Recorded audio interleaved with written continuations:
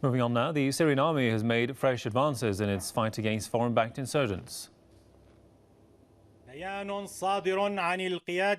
Syrian army has managed to take full control of Al-Hadath, Hawarin and Mahin towns and several warehouses in the southeast of the city of Homs.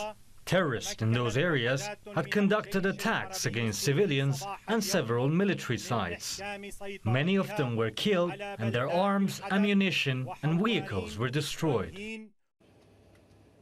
A large number of foreign-backed militants have been killed in the fighting there. Syrian troops have retaken large parts of the strategic Qalamun area northeast of the capital Damascus. Government forces also have purged several key villages around Damascus of the militants and destroyed their hideouts in those areas.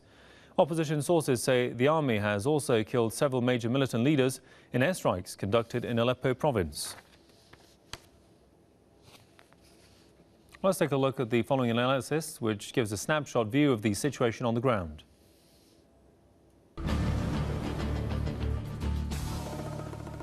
The Syrian army has made significant gains around the capital Damascus and also around the northern city of Aleppo. Now, joining me to discuss these developments is retired Army General Hisham Jaber. General Jaber, this gain, Hujaira, which is in the countryside near the shrine of Sayyida Zainab, how significant is it militarily for the Syrian army? As you see on the map, Hujaira is a very small town, but it is on a crossroad. It is in the southern side of Damascus. It's very important as a strategic point, and this advance made by the Syrian armed forces also it helped to clean that area. Besides Sayyida Zainab and the others, you know, it's continuity to clean around Damascus.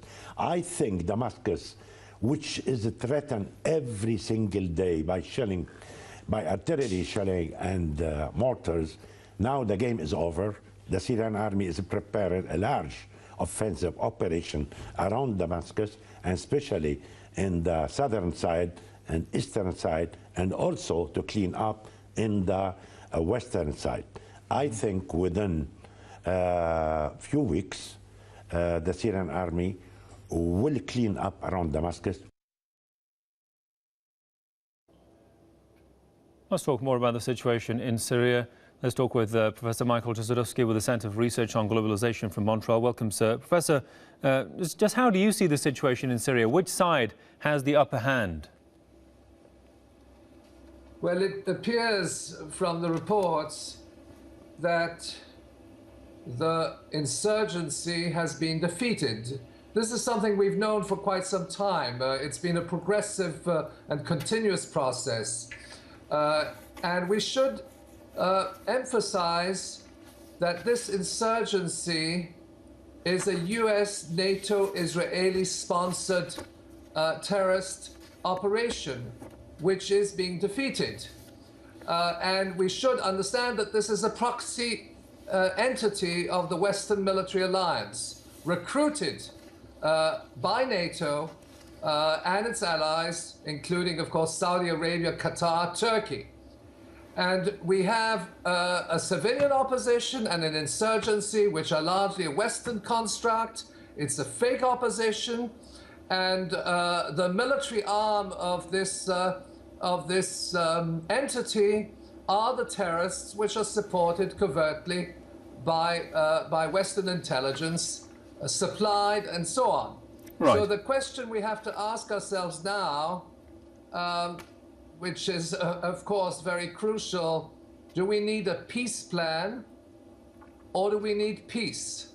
Because in essence, Syria has achieved the goal of laying the grounds for peace through the defeat of these terrorists.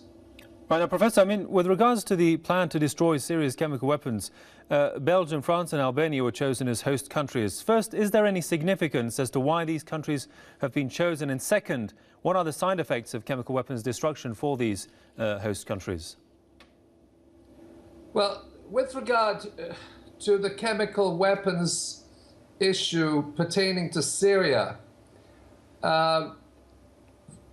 this has been, on the part of the United States and its allies, it has been a mechanism to, in a sense, to divert the attention from the real conflict, and it has been has been used as a mechanism also to divert attention from the fact that the weapons of mass destruction are held essentially by the Western military alliance and its indefectible ally, Israel, which threatens the entire region.